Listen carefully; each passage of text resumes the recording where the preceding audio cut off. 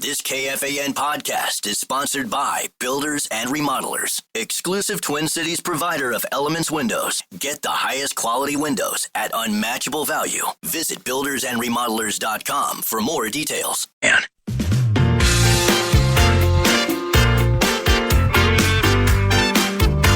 Sounds Doobie Brothers-like, doesn't it?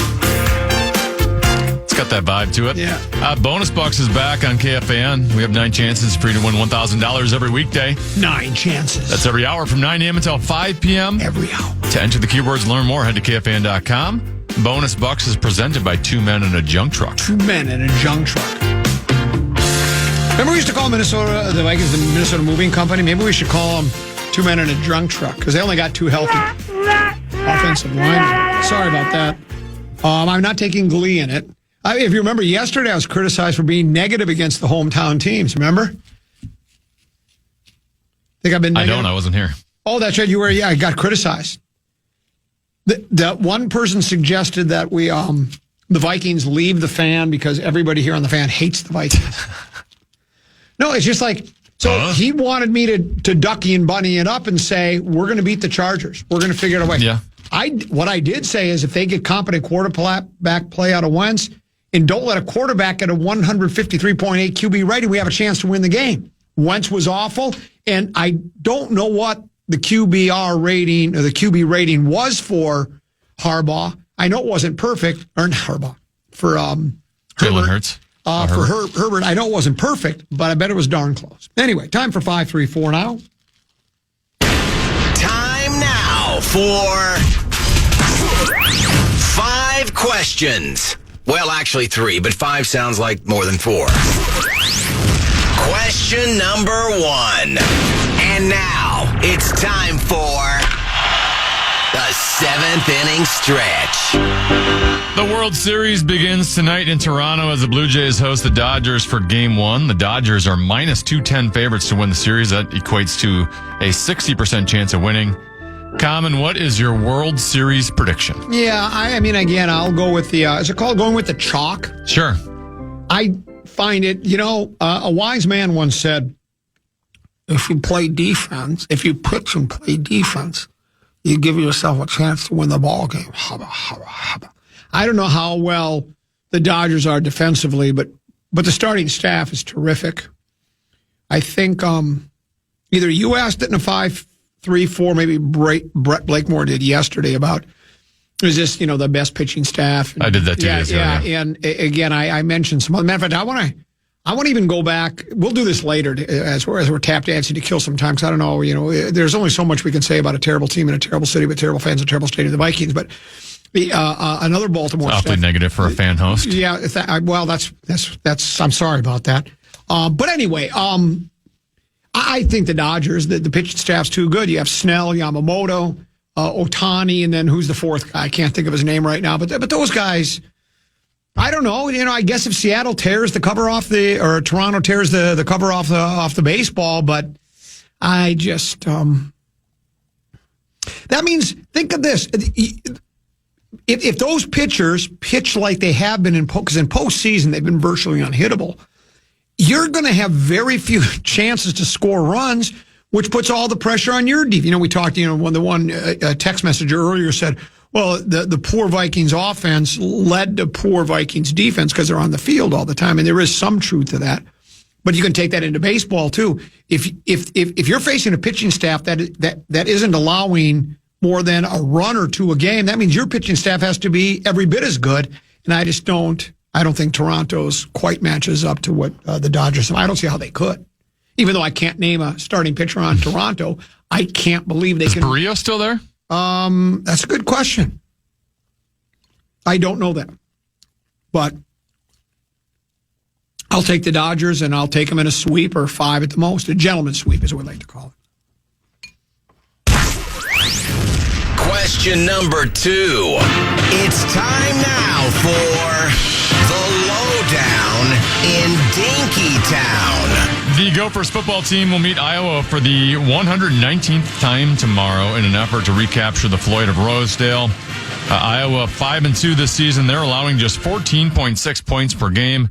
Minnesota has not been as good on the road this season with both losses at California and Ohio State. Both teams currently a part of a 6-way tie for third place in the Big Ten at 3-1. Common, can the Gophers bring home the pig tomorrow? While it is a really big game, there's another game being played in Iowa tomorrow that's not getting as much attention. That would be 7-0 BYU against Bob Time for two more Hagen's alma mater, Iowa State in Ames. That's a good game. That'll be played at Mike Tice Stadium. I didn't realize they named the stadium after Mike. I didn't even know he played for Iowa State. But that's a big game. 7-0 against 5-2. That'll be a 2:30 game. That game's just not getting enough attention. I do think it's funny, especially in football. You know, we talk about overreaction Monday, week 1 overreaction, week 2 overreaction. We'll think they're the best team in pro football. Then they lose, and we think we're one of the worst teams in pro football. When the Gophers, I know they beat Purdue, but the way they did it was just, it was smoke and mirrors. I thought, well, this team's not any good. And then they just destroyed Nebraska. And Nebraska was ranked 25th coming into the ballgame. The kind of win where if you're a student, I think you storm the field if you win a game like that. And they did. They won the game and they stormed the field. I think they can beat Iowa. Now, this will be a good game. Hold on. Let me hit the rewind. It has all the trappings of a good game. You have, it's rivalry and it's Big Ten and both teams, I think, they're both 5-3. Is that what you said? 5-2. 5-2. So they both 3-1 in the Big Ten. Yeah. So I think it looks like an evenly matched game. I know Iowa doesn't present the most aesthetically pleasing kind of a football. They're generally not known for that. But I was reading something today that their 5 offensive linemen. Yep. Were their highest graded players by Pro Football Focus. So their best 5 players are their 5 offensive linemen. The Gophers clearly in their last outing against Nebraska were able to pressure the quarterback like crazy. So we'll see if they will be able to do the same to Iowa, even though they're not going to be dropping back to pass as much. Ferentz is the longest tenured coach in the Big Ten at 27 years. You know who's number 2? PJ Fleck. PJ Fleck. Yeah. Is it 9 years? Who would have thought? Who would have thunk. So, there's, and then Deuce's Nebraska club plays, what do they have? I forget now, but they play. Do we care? Yeah, well, Deuce and I care. I mean, I don't care. They got Northwestern. Barrios is injured. He's on the team, but he's injured. So I'll watch a little bit of the Nebraska game. I'll watch Gophers. I'd even watch a little BYU, Iowa State, Ohio State, the Ohio State baby brother Peter's alma mater, his school. They are off this week, so I'll watch in college. Question number 3. All Vikings, let's win this game. You'll hear us yell for more. It's now time to take an in-depth look at the state of the Skull. Do the listeners want positive Vikings discussion? Here you go, if you want the positivity. Where'd you find it? Last night, Justin Jefferson topped the 8,000-yard mark for his career, making him the youngest player to reach that benchmark at 26 years, 129 days. Jefferson bested Randy Moss's record by 168 days. My question for you, Common, who's the best Vikings wide receiver of all time, Justin Jefferson or Randy Moss? Gene Washington, I would say. Maybe Akbar Rashad. Chris Carter? I also like Paul Flatley a lot. I like Hassan Palm Olive Hands Jones. Yes, well, there's him too, and we also have Troy Williamson. I would say, obviously, with the way his career was started, it looks like Jefferson is headed toward that he would be. But we got to let his career play out. But yeah, I mean his numbers. He keeps getting this quarterback play. Those numbers are going down. That's correct. His numbers have eclipsed Moss's, so statistically wise, you would say, yeah, I don't know. You tell me, Tenneby. When the Vikings drafted Moss, if you remember, the Green Bay Packers used their first 2 picks in every draft for like 5 years taking defensive backs. Yeah. That's how much he changed the way Green Bay, the arch rival, approached the draft was they were just concerned about Randy Moss. I don't know if Justin Jefferson is having the same effect on other teams. I don't see teams, in the and maybe they are drafting a lot of defensive backs, and I'm just not paying as close attention to Detroit, Green Bay, and Chicago a draft night or draft weekend. You know what the best 3 days in sports are? Well, the very best day in sports is the third day of the NFL draft. The second best day is day 2, and the third best day is day 1. But Moss changed the way Green Bay approached things. So, but yeah, Jefferson right now, you could make the argument for either you lean Jefferson or Moss right now. Well, I would say the pros for Justin Jefferson compared to Randy Moss are JJ comes across as, or I should say Jets. Jets comes across as much more consistent and much more professional, right? I think he's probably a better teammate. I think Randy Moss admitted it, plays when he wants to play. And that's always kind of been the argument of when you're talking about greatest of all time, Randy Moss versus Jerry Rice. Well, Jerry did this for a long period of time and did everything. It was your ultimate professional. To me, there's no one in the history of the NFL, at least since I've been born, that has the ceiling Randy Moss does. Like Randy Moss at his best was better than every other wide receiver, including Justin Jefferson. Well, but you never necessarily got his best all the time. This text message says, Jets is an amazing receiver, but I'm sorry he does not pass the Randy Moss eye test. Not even close. Well, especially like the yards after catch, Randy Moss compared to JJ's. Yeah. Correct. And just, he was such more of a deep threat where they had to play so many guys back so far, which had an impact on the rest of the offense. Correct. And that's it for today's edition of 5 Questions. Well, actually 3 questions, but 5 sounds like more than 4. Hey, maybe I'll check a couple of talkbacks. See what we've got there. Maybe we'll do that at 1:30. A Talkback Tuesday on a Friday. That and more, Common Man program here on The Fan. 10 to be with a keyword. The Fan and 2 men in a junk truck want to give you a shot to win bonus bucks with their national cash contest. Just enter the keyword credit at KFAN.com now for your shot of winning. That keyword is credit. Enter now at KFAN.com.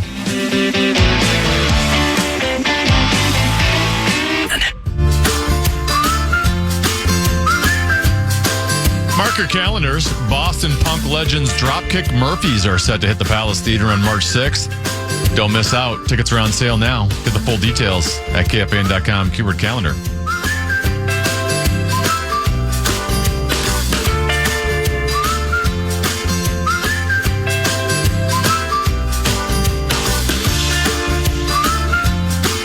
Couple 13-14 past Common Man program. I'm Common. He's 10 to be. No Lil B today. You probably guessed that already. No program password.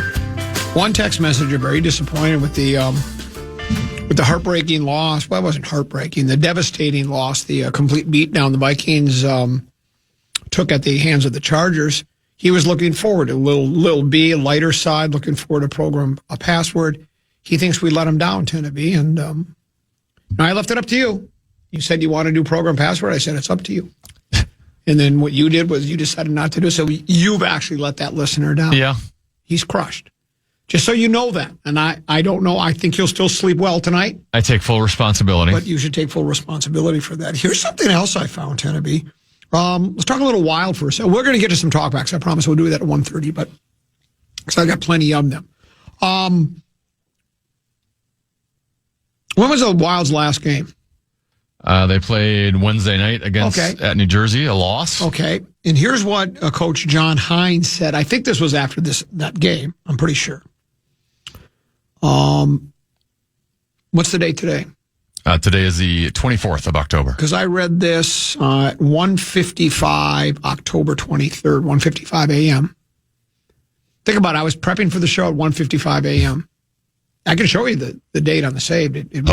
Well, here's what I do is I fall asleep on the couch at about 9 o'clock, wake up about 1, and then I spend an hour reading, and then I go back to bed. Huh.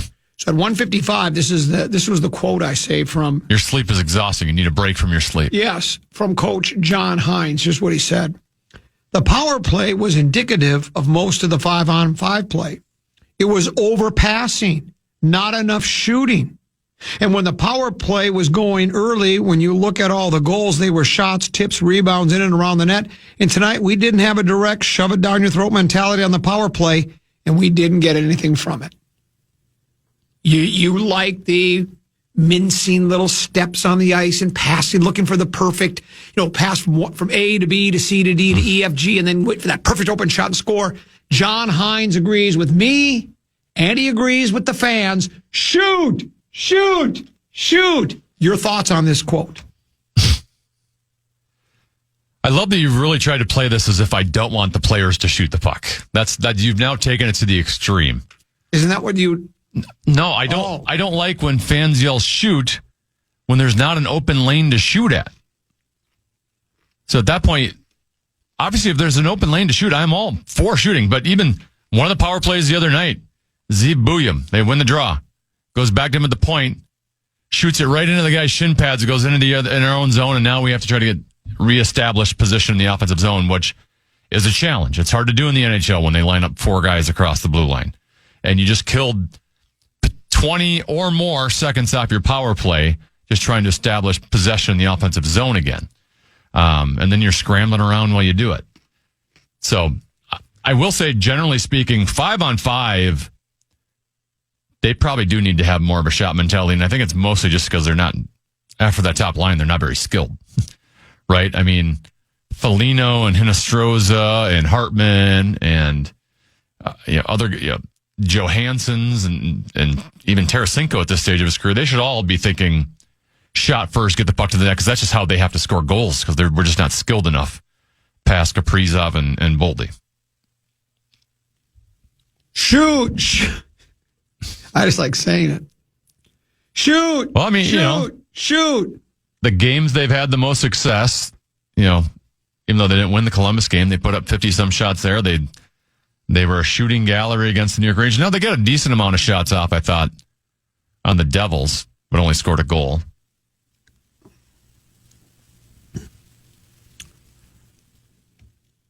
But yeah, if you have a lane to shoot the puck, please go ahead and do that. Shooting is a good play. We play tonight, is that correct?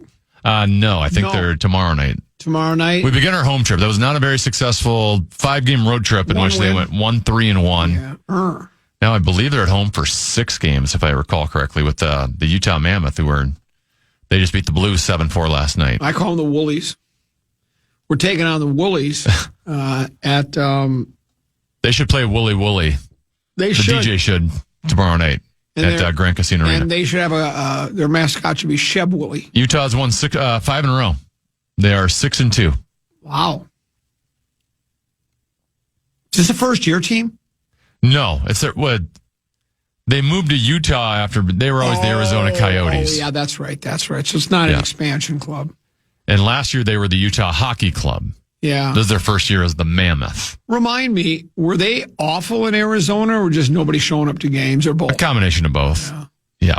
I mean, this has been the current team they have they've been rebuilding this for quite some time. Younger players that are now starting to come into their prime a little bit.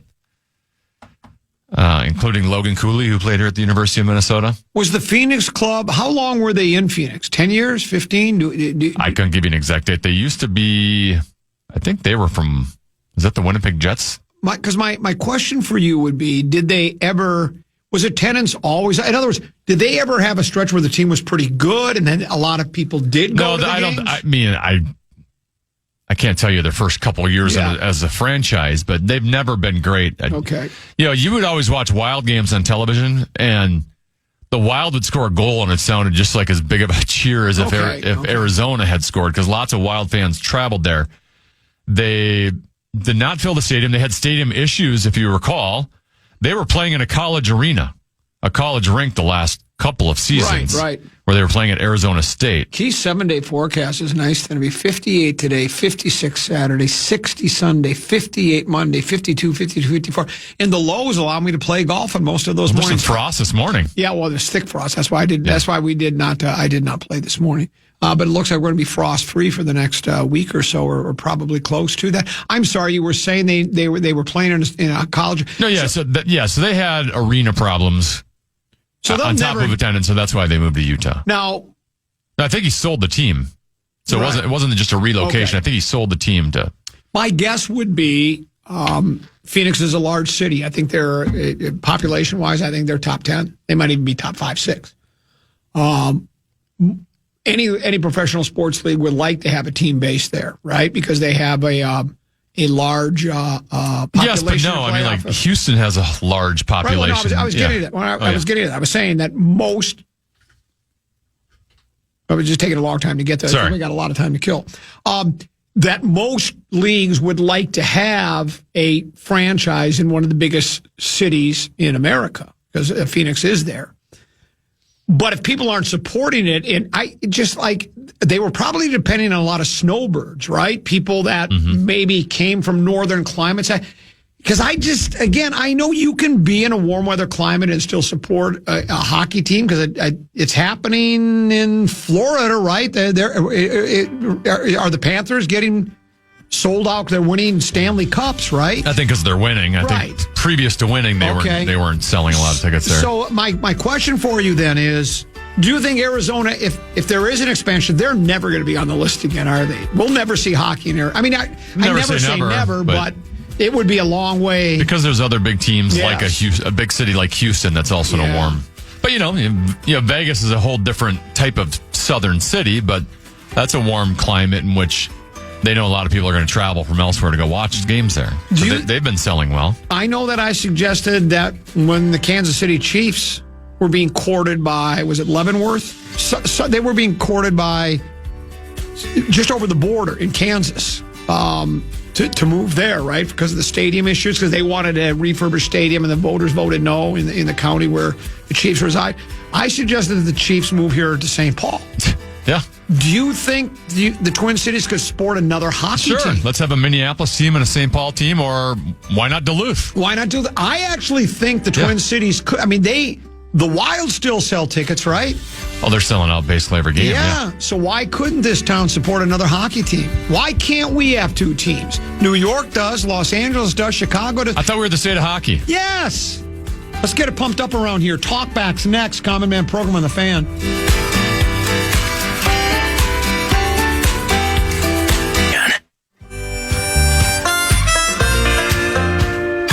We all remember that teacher who made a difference, who believed in us, challenged us, or just made learning fun.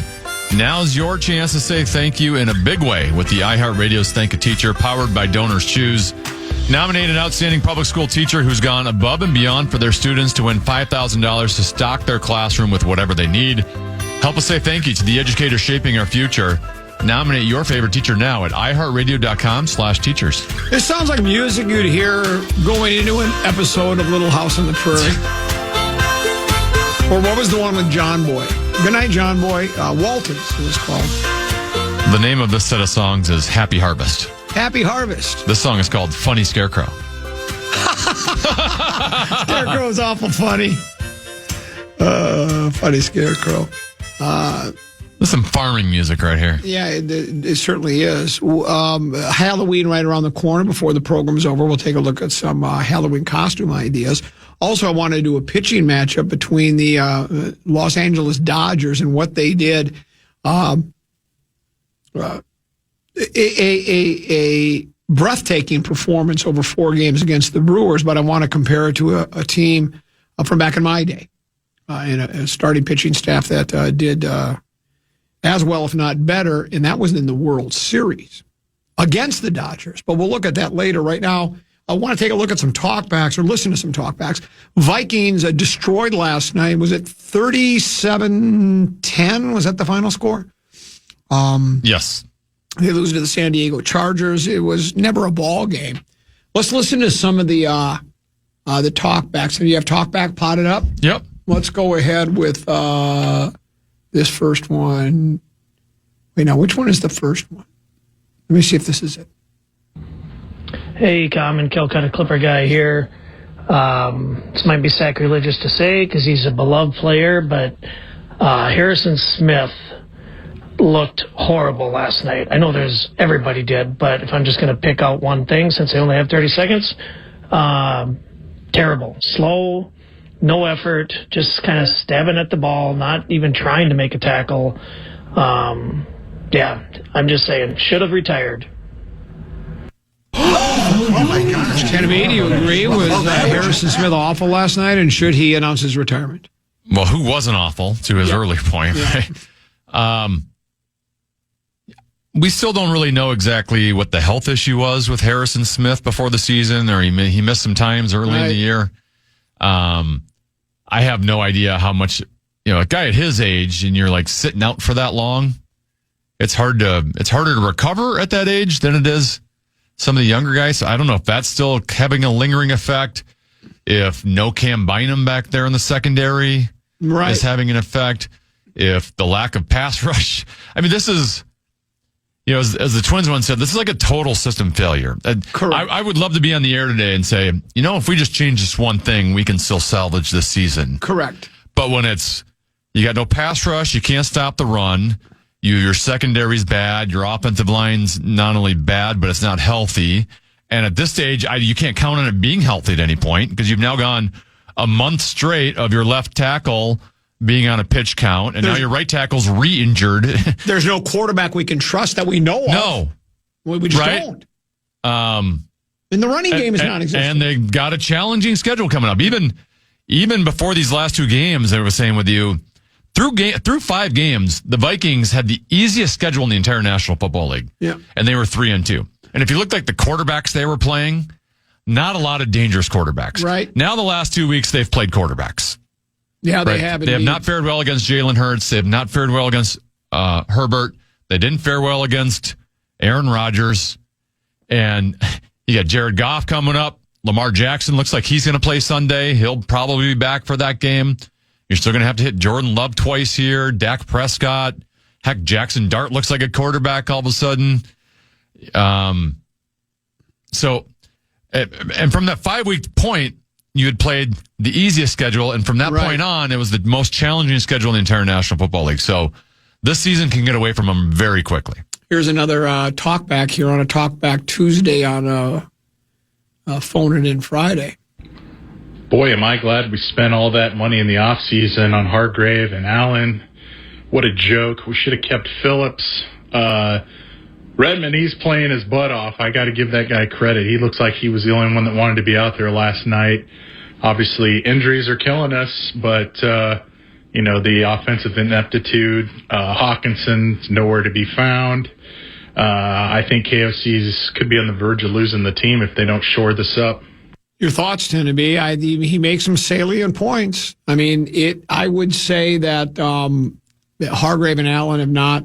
They spent a lot of money on those players. We looked at their stats, at least their pass rushing stats, and they're not providing the kind of sacks the number of sacks that I think we had certainly hoped for. Well, I don't think Harrison Phillips would have been their savior.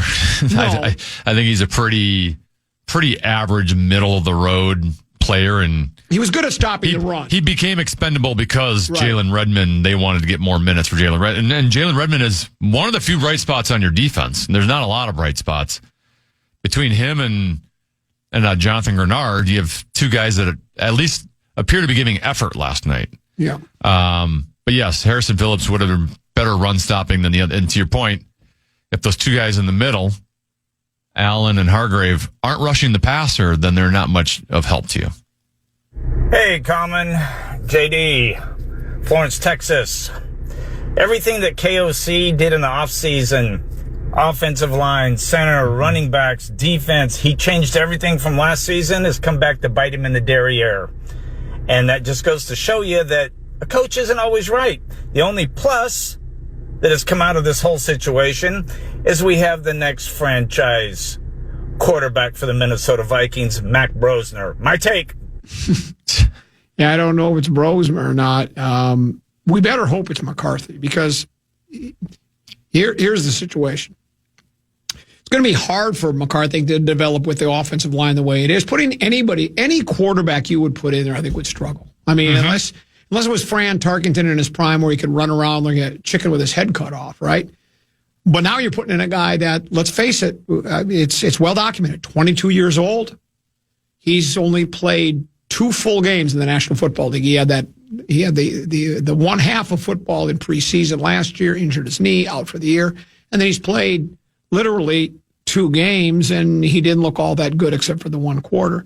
And now you put him behind this offensive line and a defense that can't seem to stop anybody. There's going to be some real growing pains here I think. And, they do get a couple of extra days because of the Thursday night game. Will that allow Darisaw and O'Neill to come back? I don't know. Darisaw came back, and now he was out. And O'Neill came back for a game, and then he couldn't go. So, and, if I'm the Vikings at this point with Darisaw, where he's on, sounds like he was on a self-imposed pitch count, and then he played 2 series last night. At some point, you got to look at the player and go, are you playing or not? We can't keep putting you on the roster and having you show up for half the time and not knowing what we're going to get out of you. I'd rather have a player that, hey, even though it's not going to be a player as talented as Christian Darisaw, you need to know what you have going. It reminds me of Aaron Jones last year, where he'd play through the beginning of the second quarter, and then you would have a couple series without him, and just not dependable. Well, publicly, I don't think, even at 3 and 4, you heard one of the sound bites in your montage to start that. Great job in the montage, by the way, for those of you who missed it. UFO and rock bottom, 6.5 minutes. Did you think it was a rock bottom montage? I thought it was a top notch montage with rock. Say it's a rock bottom montage, and then I'll get offended by you calling it my montage. It was a rock bottom montage. Well, what was wrong with it? Well, it was rock bottom, is what it was. I thought it was a great montage. It was almost unidentifiable. What was I talking about?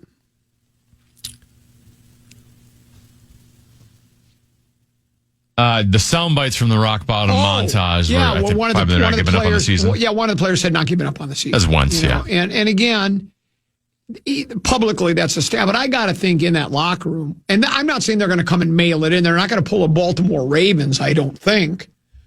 But it's pretty hard to convince yourself after what you've seen the past couple of weeks that it's going to get that much better.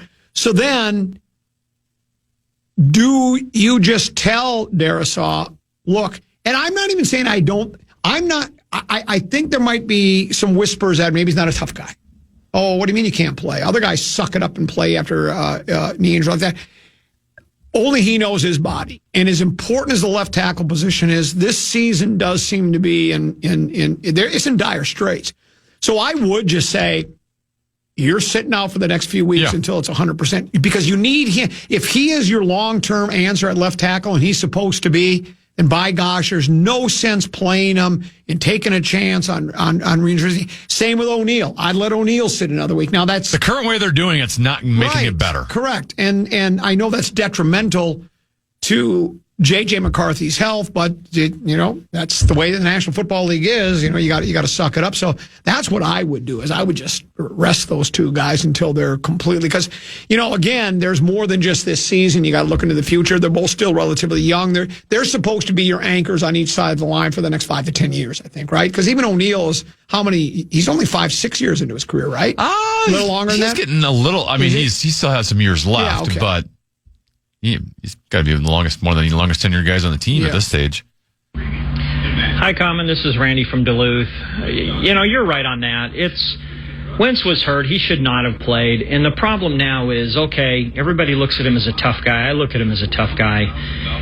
For me, that game is an asterisk. He played hurt. There's no way he could play to any semblance of his abilities, which are a backup quarterback at best. But now he probably ruined his career because people are going to look at this experience and say he's done. And that's very sad. I don't blame Darisaw for not playing. They're kind of already looking at him as he was done. Yeah.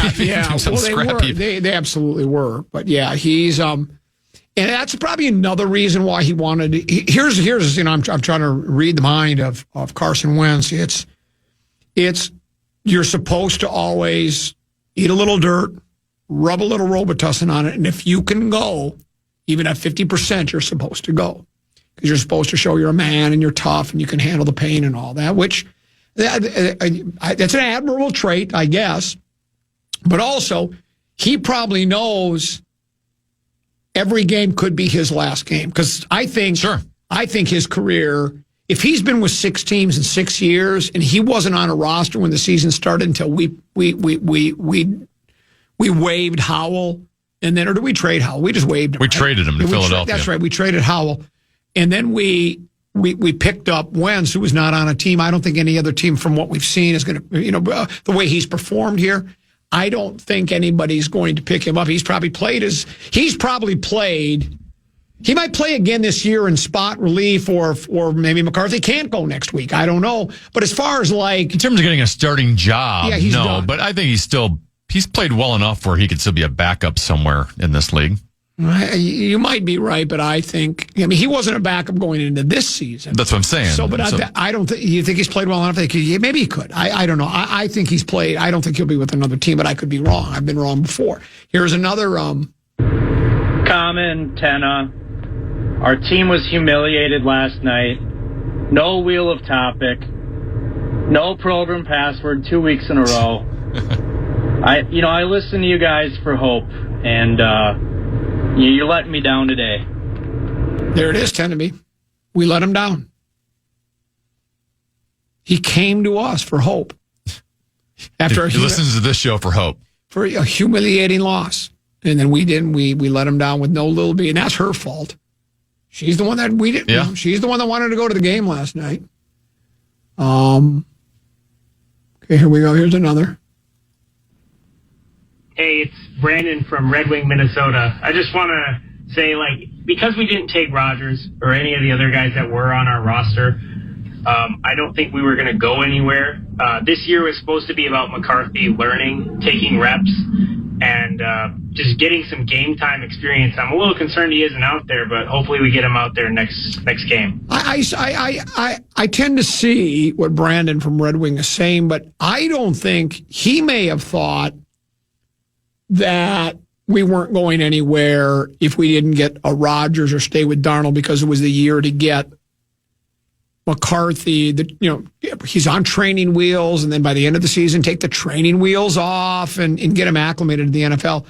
I don't believe the organization thought that. I thought with the moves they made on the interior of the offense and defensive lines and getting an extra running back, I think they thought we can still be a contender for the NFC North, qualify for the playoffs, and make a run with McCarthy as quarterback because they're high. I know McCarthy taken as the fifth quarterback in that draft. If it's almost like sometimes you feel like they're almost grasping at straws. It's like, well, we didn't get any of the other four guys. We got to get somebody. So let's take McCarthy. And I think on most rankings, wasn't McCarthy probably taken where he should have been? All the other quarterbacks were more highly regarded. Were they not, or not necessarily? Bo Nix was not more highly regarded. He than was him. not. Okay. But other than that, I don't know if there was a consensus, right? It was Caleb Williams and Jane Daniels and Drake May were considered top three. After that, going into the draft, Michael Penix was not considered to be better than JJ, but went ahead of him. Okay. So that being said, then you could say maybe, depending upon who you were, what organization you were, and how you view the quarterbacks, he could have been considered the fourth best quarterback in the draft, and we got him as the fifth quarterback selected. And I do believe, again, I go back to KOC has said it. When he said in that interview last week on Fox before the game in the sit down with whoever it was, they asked about the quarterback whisperer, and he said, I don't really like that, but I'm proud of what this organization does with quarterbacks. And I do think he feels like, while he might not want to be labeled quarterback whisperer, he feels because he played the position at a high level. Didn't he work under McVay? He was the offensive coordinator for the Rams. Under McVay. So he's worked in a very successful offensive. He's the backup behind Tom Brady. Exactly. Yeah. So I'm sure he feels like while he didn't have the skills to play the game in the NFL at a high level, he knows what those skills take. He knows what skills are needed to play that. He sees them in McCarthy. He might see them as still rather raw, but that he could, because of his knowledge of the position and his ability to teach, he can draw out the best of McCarthy. And I think they thought they could do that this year. I don't think they went into this year going, we're throwing this year away a strictly McCarthy learning year. They were 14-3, second best record in the NFC last year. And then their moves were to, let's get aging veteran players on our defensive line and our offensive line. Yeah. That did not look like a rebuild to me of, well, we got McCarthy. We're going to take our licks here for a year or two. Let's try to rebuild against it for him in 2-3 years. They were rebuilding for 2025. I couldn't agree more. We'll pause, come back, more talkbacks, and more back talk coming up on the Common Man program with Tenneby here on The Fan.